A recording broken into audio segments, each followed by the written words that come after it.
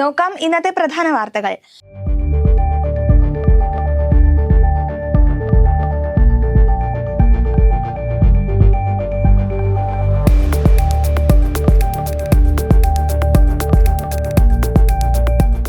നാട് മുഴുവൻ ഉരുൾപൊട്ടൽ ദുരന്തത്തിൽ മനമുരുകി കഴിയുമ്പോൾ ആ സാഹചര്യം പോലും ചൂഷണം ചെയ്യുന്ന മോഷ്ടാക്കൾ നാട്ടുകാർക്ക് ഇരട്ടി ദുരിതമാകുന്നു. ചൂരൽമലയിലെ ദുരന്തത്തിന് ഇരയായ ഗൃഹനാഥന്റെ സ്വർണ്ണാഭരണങ്ങളും പണവും നഷ്ടമായ സംഭവത്തിന് പിന്നാലെ നാദാപുരം മലയങ്ങാട് കഴിഞ്ഞ ദിവസം വ്യാപകമായി കാർഷിക വിളകൾ മോഷ്ടിക്കപ്പെട്ടു.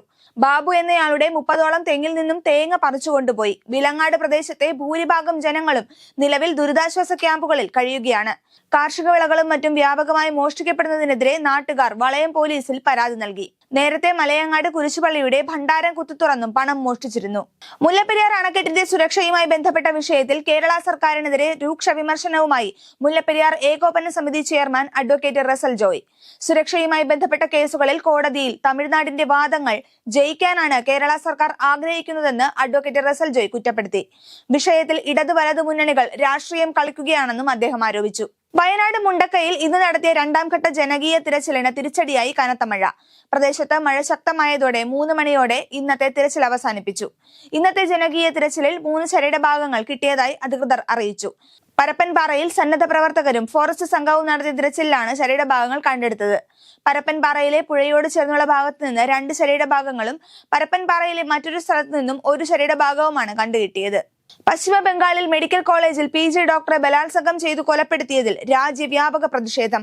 അന്വേഷണം കേന്ദ്ര ഏജൻസികൾക്ക് വിടണമെന്ന് ആവശ്യപ്പെട്ട് ഡോക്ടർമാരുടെ സംഘടനകൾ കേന്ദ്ര ആരോഗ്യമന്ത്രി JP നദ്ദയെ കാണും. നാളെ രാജ്യവ്യാപകമായി സമരം ചെയ്യുമെന്ന് federation of resident doctors association അറിയിച്ചു. 24 മണിക്കൂറിൽ ആവശ്യപ്പെട്ട കാര്യങ്ങളിൽ നടപടിയുണ്ടായില്ലെങ്കിൽ സമരം കടുപ്പിക്കുമെന്ന് മുന്നറിയിപ്പ് നൽകി. ഷിരൂരിൽ മണ്ണിടിച്ചിലിൽ കാണാതായ മലയാളി യുവാവ് അർജുന് വേണ്ടിയുള്ള തിരച്ചിൽ പുനരാരംഭിക്കുന്നതിൽ തീരുമാനം ചൊവ്വാഴ്ചയെന്ന് ജില്ലാ കളക്ടർ ലക്ഷ്മിപ്രിയ. പുഴയിലെ ഒഴുക്കിന്റെ വേഗം 3.5 നോട്ടെങ്കിലും എത്തിയാൽ ഡ്രെഡ്ജിങ്ങിന് ശ്രമിക്കാമെന്ന് ജില്ലാ കളക്ടർ. ബംഗ്ലാദേശ് പ്രധാനമന്ത്രി പദം രാജിവെച്ച് ഇന്ത്യയിലേക്ക് വരുന്നതിന് മുമ്പായി രാജ്യത്തെ അഭിസംബോധന ചെയ്ത് സംസാരിക്കാൻ ഷെയ്ഖ് ഹസീന തയ്യാറാക്കിയ പ്രസംഗത്തിലെ വിവരങ്ങൾ പുറത്ത്. ബംഗ്ലാദേശിൽ നടന്ന സംഭവങ്ങൾക്കെല്ലാം പിന്നിൽ അമേരിക്കയാണെന്ന് പ്രസംഗത്തിൽ ഹസീന പറഞ്ഞു. പ്രക്ഷോഭകർ തൊട്ടരികെ എത്തിയതോടെയാണ് ഷെയ്ഖ് ഹസീനയ്ക്ക് ജനങ്ങളെ അഭിസംബോധന ചെയ്യാതെ ബംഗ്ലാദേശ് വിടേണ്ടി വന്നത്. പറന്നുയർന്ന എയർ ഇന്ത്യ എക്സ്പ്രസ് വിമാനത്തിന്റെ വാതിൽ തുറക്കാൻ ശ്രമിച്ചെന്ന പരാതിയിൽ മലയാളി യുവാവിനെതിരെ കേസ്. കാസർഗോഡ് ബോവിക്കാനം സ്വദേശി T സുധീഷിനെതിരെ എയർപോർട്ട് പോലീസാണ് കേസെടുത്തത്. ദമാമിൽ നിന്ന് കണ്ണൂർ അന്താരാഷ്ട്ര വിമാനത്താവളത്തിലേക്ക് പറന്ന വിമാനത്തിൽ വെള്ളിയാഴ്ചയാണ് സംഭവമുണ്ടായത്. ആകാശത്ത് വെച്ച് എയർ ഇന്ത്യ എക്സ്പ്രസ് വിമാനത്തിന്റെ പിന്നിലെ എക്സിറ്റ് വാതിൽ തുറക്കാൻ ശ്രമിച്ച് വിമാനത്തിന്റെ സുരക്ഷയെ അപകടത്തിലാക്കിയെന്നാണ് യുവാവിനെതിരെ എയർ ഇന്ത്യ എക്സ്പ്രസ് പ്രതിനിധിയുടെ പരാതി.